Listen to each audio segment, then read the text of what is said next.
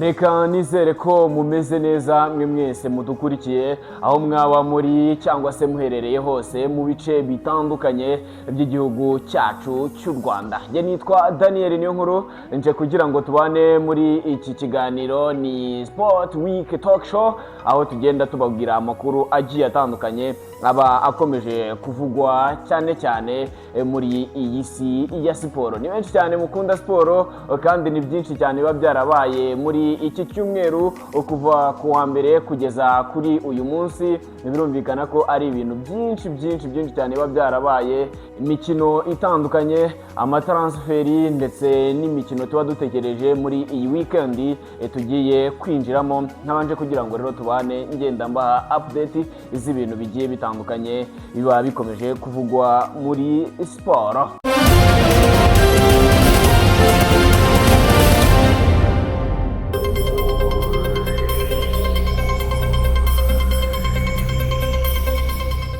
Umunsi wa 18 wa shampiyona y'u Rwanda, Rayon Sport yari maze imikino isaga 5 yose itabona intsinzi, hanyuma iza gucakirana na AS Kigali kuri uwo munsi wa 18 wa shampiyona y'u Rwanda, no kuvugana mu gihugu cy'u Rwanda.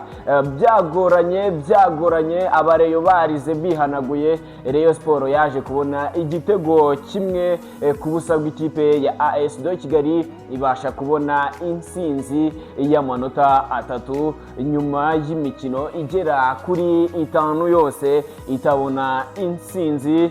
Biza kuyigendekera neza hari ku itariki 5 Gashyantare yari uyu mwaka w'2026 nibwo uwo mukino wabaga. Ku munota wa gatatu w'ikipe Cindy Paul yahawe umupira ari mu rubuga rw'amahina, arahindukira utera mu izamu, ariko umunyezamu wa AS Kigali Ndikuriyo Patience yarahagaze neza awushira muri koroneri. Nyuma rero y'imikino 5 nta ntsinzi nk'uko nari namaze kubivuga hejuru, Rayon Sport yabonye amanota 3 ihita izamuka ku rutonde rwa shampiyona, aho kuri ubu ngubu ifite amanota 29, ikaba iri ku mwanya wa 6 ku rutonde rwa shampiyona y'igihugu cy'u Rwanda. Ni mu gihe AS Kigali yo iri ku mwanya wa 14 n'amanota 6. Uyu ukaba ubaye umukino wa 10 ikipe ya AS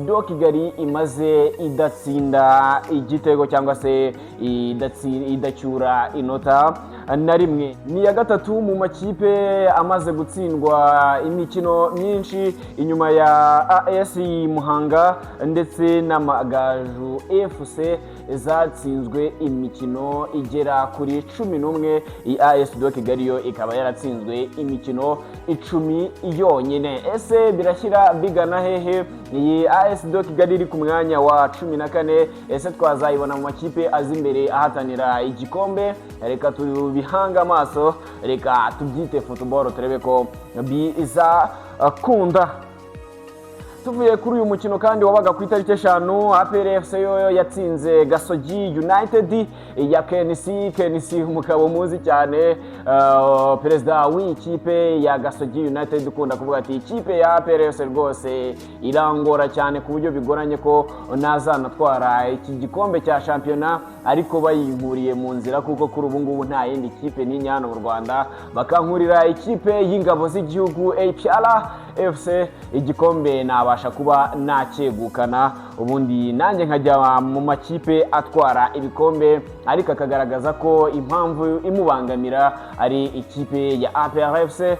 Ubwo bakinaga rero kuri uyu munsi wa 18 wa shampiyona y'u Rwanda, hari ku itariki n'ubundi ya 5, APR FC yabashe kuba yamukubita ibitego 3 byihuta cyane ku busa bw'ikipe ya Gasogi United, aho iyi kipe ya APR FC yahise ifata umwanya wa mbere ku rutonde rw'agateganyo rwa shampiyona y'igihugu cy'u Rwanda. Kugeza ubu APR FC ikaba ari iya mbere n'amanota 36, ari Hilali ni ya kabiri n'amanota 35, agakurikiraho ikipe ya Police ifite amanota 38, ikipe ya Kanikaza ari Meleki n'amanota 32, hanyuma hakaza ikipe iri ku mwanya wa gatanu ariyo Mukura Victory Sport ifite amanota 30. Izo nizo kipe ziri muri Big 5 ku rutonde rw'agateganyo rwa shampiyona y'igihugu cy'u Rwanda, no kuvuga Rwanda Premier League. Nanone kandi tukiri muri ikipe ya APR FC yatangaje ko myugariro Ishimwe Abdul nk'umukinnyi wayo mushya kugeza mu mwaka wa 2028, mu gihe Mukura Victory Sport igitegereje umwanzuro w'ubujurire yari yajuririye kuri uyu mukinnyi Ishimwe Abdul. Uyu mukinnyi yakuririye mu irero rya Academy rya APR FC, ni kuvuga Intare, akaba akomeje guteza impaka zikomeye ku mpande zombi, haba kuri APR FC haba kuri Mukura Victory Sport. Impaka ni zose kuri aya ma ekipe bavuga ko ari umukinnyi wayo, ni ukuvuga Mukura Victory Sport ikaba ivuga ko uyu mukinnyi Abdul Ishimwe ari umukinnyi wayo yaguze mu Ntare FC, ni ukuvuga Academy ka APR FC. Ese aya makimbirane cyangwa se kukutumvikana hagati y'izi mpande zombi bizarangira gute? Komisiyo y'amategeko n'imiyoborere mu ishyirahamwe ry'umupira w'amaguru mu Rwanda yagaragaje ku itariki ya 27 Mutarama uyu mwaka Intare FC yari yandikiye Mukura Victory Sport ibaruwa isesa amasezerano bagiranye ku itariki ya 6 Kanama umwaka w'2025, no kuvuga ko Intare yari yasesheje ayo masezerano avuga ko yari yagurishije uyu Ishimwe Abdul muri ikipe ya Mukura Victory Sport. Ikipe rero, ikipe yihuye eruka kujurira icyemezo cya komisiyo ishinzwe amategeko n'imiyoborere muri Ferwafa, ikaba yaravuze ko nta burenganzira imufiteho, icyakora umwanzuro ukaba utaratangazwa. Ishimwe Abdul akaba ari umwe muri ba myugariro beza bari muri shampiyona y'u Rwanda, aho yiyongerera kuri Nije na Clement, Nshimiyimana Yunusu, Ali Sone ndetse na Nduwayo Alexis. Dukomeje aya makuru akomeje kuvugwa yarabaye muri iki cyumweru. Tariki ya 21 z'ukwezi gushize nibwo ishyirahamwe ry'umupira w'amaguru hano mu gihugu cy'u Rwanda Ferwafa ryatangaje ko abashaka gutoza ikipe y'igihugu cy'u Rwanda Amavubi bemerewe kubisaba kuva aho iryo tangazo ryatangiwe bitarenze ku itariki 30 Mutarama uyu mwaka w'2026, nibwo itangazo ryari ryasohotse ritanga ko igihe ntarengwa ari iyo tariki 30 z'ukwezi kwa mbere, no kuvuga ukwezi kwa Mutarama uyu mwaka. Nyuma yaho ariko iminsi yo gusaba kuba watoza ikipe y'igihugu Amavubi yarongerewe, ishyirwa kugeza ku itariki 3 Gashyantare umwaka w'2026. Kuri ubu ngubu rero amakuru ahari avuga ko abatoza basaga 700 bose aribo bamaze gutanga kandidatire zabo muri Ferwafa ko bakwifuza cyangwa se bujuje ibisabwa byo kuba batoza iyi kipe y'igihugu cy'u Rwanda Amavubi. Abashyizweho barimo bareba niba abangaba 700 bujuje ibisabwa kugira ngo babashe kuba batoza iyi kipe y'igihugu cy'u Rwanda Amavubi. Bimwe rero mu byo umutoza uzahabwa gutoza ikipe y'igihugu azabasabwa harimo gufasha ikipe y'igihugu y'u Rwanda Amavubi kwitwara neza mu mikino ya Sekafa mu gikombe cy'Afrika n'amarushanwa ya FIFA ateganyijwe kuba mu minsi iri buze. Harimo harashaka umutoza mushya w'Amavubi inyuma yuko Adilal Amrouche aheruka gutandukana n'iyi kipe y'igihugu y'Amavubi, aho hari hashize amezi asaga 10 yose atoza iyi kipe y'Amavubi. Reka nabyo tubihanga amaso dutegereze se muri aka kayabo k'abatoza bose batanze kandidatire zabo uko ari 700 ninde uzegukana uyu mwanya wo gutoza ikipe y'igihugu Amavubi. Reka tubihanga amaso. Tuvuye muri Ferwafa kandi reka tubabwire ko ikipe ya hano mu Rwanda ni ukuvuga ikipe yitwa Amagaju FC yabonye umutoza mushya ukomoka mu gihugu cy'Ububiligi witwa Sgil Hamid nyuma y'ibyumweru bitatu yirukanye umutoza wayo no witwaga Niyongabo Amisi. Hamid akaba yaranyuze mu makipe agiye atandukanye nka Young Africans aho yari umutoza wungirije mu mwaka w'imikino 2021-2022 akaba yarahageze avuye muri Al Merrikh yari yarageze mu mwaka w'imikino 2020-2021. Ikipe aherukamo ni Asimari yo mu gihugu cya Misiri akaba yaratandukanye nayo umwaka ushize mu kwezi ko kwakira no kuvuga mu mwaka wa 2025 aho naho yari umutoza wungirije akaba yarakunze kuba umutoza wungirije mu makipe agiye atandukanye yagiye acamo hano ku mugabane w'Afrika. Asimbuye Niyongabo Amisi wirukanye tariki 13 Mutarama uyu mwaka bitewe n'umusaruro nkene, umusaruro mubi inyuma yo gutsindwa n'ikipe ya Al Hilal ibitego 8 byose kubusa n'ikipe y'Amagaju. Ese uyu Hamid we haba hari impinduka azanye muri iyi kipe y'Amagaju? Nabyo reka tubyite football turebe ko hari icyo uyu Hamid cyangwa se niba hari umusaruro uyu Hamid azanye muri iyi kipe y'Amagaju. Umukino wa mbere Hamadi azatozamo ikipe y'Amagaju ni umukino azahuriramo n'ikipe ya Gicumbi uzaba kuri iki cyumweru, ni kuvuga ku munsi wo ku cyumweru. Ubwo rero tuzaba tureba uko byifashe kugeza ubu. Iyi kipe y'Amagaju iri ku mwanya wa 16 ku rutonde rwa shampiyona y'u Rwanda n'amanota 13 yonyine. Ishyirahamwe ry'umupira w'amaguru hano mu Rwanda Ferwafa, ubwo murumva ko twageze mu magare, ryongeye gutegura isiganwa rizabera muri stade Amahoro ryiswe Amahoro Criterium mu rwego rwo gusuzuma abakinnyi bazakina Tour du Rwanda iteganyije kuba mu minsi mike iri imbere. Iri siganwa rizaba ku cyumweru tariki ya 8 Gashyantare guhera isaa 4 za mu gitondo, rikazitabirwa n'abakinnyi b'abagabo n'abarengeje imyaka 23 gusa, barimo abatangiye umwiherero wa Tour du Rwanda 2026. Abazaryitabira bazazenguruka kuva mu marembo ya stade Amahoro mu Mugina, bakomeze banyure kuri control technique, banyure kwa Rwahama, banyure kuri Airtel imbere yo gusubira mu marembo ya stade Amahoro mu Migina. Intera yo kuzenguruka izaba iresha n'ibirometero 3.9 byonyine. Abakinnyi bazasiganwa iminota 50, uwo bagenzi be bazenguruka bakamufata avemo iminota nishyira hazavuzwa inzogera yuko barangije iryo siganwa. Abakinnyi bazenguruka izindi nshuro 2 kugira ngo haboneke abatsinze iri rushanwa ryiswe Amahoro Criterium.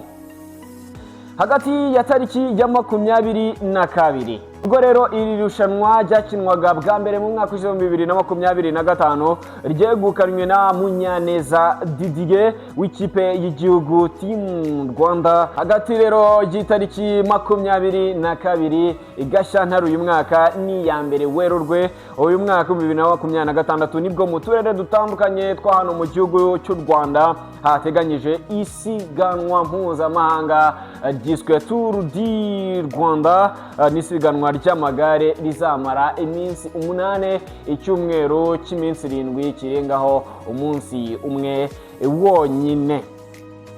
Mu makipe 16 yamaze gutangazwa azaryitabira, u Rwanda rufitemo 4 ariyo Team Rwanda, Benediction Club ndetse na Stars Timu Amani ndetse n'andi makipe azaba aturutse hirya no hino ku migabane igiye itandukanye baje gukina iyi Turu di Rwanda. Reka twambuke tujye ibwota amasimbi iyo ngiye ku mugabane w'Iburayi ho n'ibiki bikomeje kuvuga. Nyuma yo gutsinda Newcastle United hariya mu gihugu cy'Ubwongereza ibitego 5-1 mu mikino yombi ya kimwe cya kabiri ubanza no kwishyura no kuvuga Arsenal ndetse na Liverpool, Manchester City yabonye itike yo gukina finale ya Carabao Cup ikabisanzeyo ikipe ya Arsenal yamaze gukatisha kera cyane, bikaba bizacakinana mu mukino wa nyuma wa Carabao Cup, umukino uzabera kuri stade ya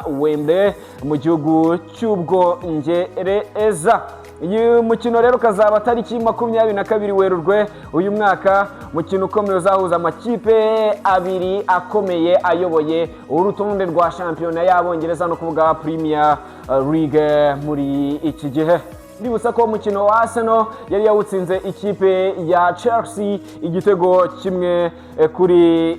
Umukino wa nyuma w'irushanwa rya Carabao Cup uzaba tariki 22 Werurwe uyu mwaka, ukazabera kuri stade ya Wembley mu mujyi wa London hariya mu gihugu cy'Ubwongereza. Carabao Cup rero ikaba yarahoze yitwa FA Cup, ikaba yaratangiye gukinwa mu mwaka w'1960. Murumva ko umaze kubaka ubukombe hariya mu gihugu cy'Ubwongereza. Rero aha nkaba ngiye kukunyuramo muri makeya amakipe yagiye atwara iki gikombe cya FA Cup, niko yahoze yitwa, kuri ubu yitwa Carabao Cup.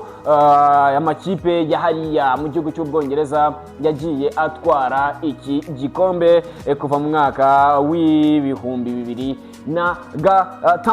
Ikipe igiheruka ni mu mwaka w'2025 ejo bundi ni ikipe ya Newcastle United. Muri 2024 Liverpool iracyegukana, 2023 Manchester United iragitwara, 2022 Liverpool iracyisubiza, 2021 kugeza 2017 ikipe ya Manchester City yagitwaye inshuro zikurikiranya. Hanyuma 2016 nabwo iragitwara, 2015 Chelsea iragitwara, 2014 City irongera iracyisubiza, 2013 Swansea City nayo yabashije gutwara iki gikombe, 2012 n'ubu 2012 Liverpool iracyisubiza, 2011 Birmingham City iragitwara, 2010 United nayo yaragitwara inshuro ebyiri zikurikiranya. Hanyuma mu mwaka 2008 Tottenham Hotspur irayo yaragitwaye, 2007 Chelsea iracyisubiza, 2006 Manchester United nayo iragitwara. Amakipe yabashije gutwara iki gikombe inshuro nyinshi ni ikipe ya Manchester City yabashije kugitwara inshuro zigera muri 6 zose, igakurikirwa n'ikipe ya Manchester United yabashije kugitwara inshuro zigera muri 4, izindi zikaza zizikurikira. Kuva rero muri 2006 kugeza ejo ni cyangwa se kugeza maginga yangaya, ikipe ya Arsenal yari itarakora kuri iki gikombe cya Carabao Cup, ndetse no kuvuga ko nkuko statistique cyangwa se amateka bivuga, ikipe yari maze imyaka isaga 32 yose idakoza imitwe y'intoke kuri iki gikombe cya Carabao Cup kuri iki gikombe cya Carabao Cup yahoze yitwa FA Cup. Mu gusoza wenda nabanyuramo imikino iteganyijwe muri iki cyumweru no kuva kuri uyu munsi wa gatanu ndetse no ku munsi w'ejo wa gatandatu muri weekend. Uyu munsi shampiyona y'u Rwanda iri buze gukomeza ku isaha y'isa 9, ubwo Gorilla FC irabicakirana n'ikipe ya Rutsiro FC. Naho muri English Premier League hari umukino umwe rukumbi wonyine uri buze guhuza Leeds United ndetse n'ikipe ya Forest. Ku munsi w'ejo kwa gatandatu muri weekend by'umwihariko isa 9 yuzuye Bugesera Football Club izaba icakirana na APR FC, naho ku isaha y'isa 9 n'ubundi azaba ari ku masaha amwe Etincelle hure na Musanze. Ni mu gihe kuri yo saha n'ubundi Kiyovu Sport izaba yakira ikipe ya Mukura Victory Sport yamaze no kubona umutoza wayo musha Hamadi. Hanyuma Iburayi naho mu Bwongereza shampiyona yaho English Premier League izaba ikomeza ku isaha y'isa 8 n'igice. Hazaba hakiri kare cyane ikipe ya Manchester United cyangwa se Man U izaba icakirana na Tottenham United. Niwo navuga ko ari umukino uzaba ukomeye cyane uhatse indi muri shampiyona y'Abongereza ku isaha y'isa 12 ku isaha y'isa 11 hazaba ari ku isaha y'isa 11 Arsenal izaba icakirana na Sunderland. Hanyuma Bournemouth kuri iyo saha n'ubundi yakire Aston Villa, kuri iyo saha n'ubundi Burnley icakirana na West Ham, hanyuma Fulham ihure na Everton, hanyuma Wolves icakirana na Chelsea, hanyuma ku isaha y'isa moya Newcastle United izaba yakira Brentford. Iyo niyo mikino iteganyijwe ku munsi w'ejo kuwa gatandatu. Ni nuko nasoza Sport Week Talk Show y'uyu munsi. Reka nizere ko mukomeje kumererwa neza, hagati ariko mureke mukanya ku isaha y'isa 9 tujye kwihera ijisho shampiyona y'u Rwanda aho Gorilla FC ribuze kubicakirana na Rutsiro, bityo dukomeze kuryoherwa na shampiyona yacu y'u Rwanda twihera ijisho umukino wa Gorilla FC ndetse n'ikipe ya Rutsiro. Tutibagije ko ku isaha y'isa 4 ikipe ya Leeds United iribuze kuba imanuka mu kibuga n'ikipe ya Nottingham Forest. Yanitwa Daniel niyo nkuru, ikiganiro Sport Week Talk Show nakagaruka. Reka nizere ko turibuze gukomeza kubana mu bindi biganiro byacu by'ubutaha cyangwa se biribuze gukurikiraho hano kuri iyi channel. Nitwa Daniel niyo nkuru, agatoreka mbifuriza kugira umunsi mwiza.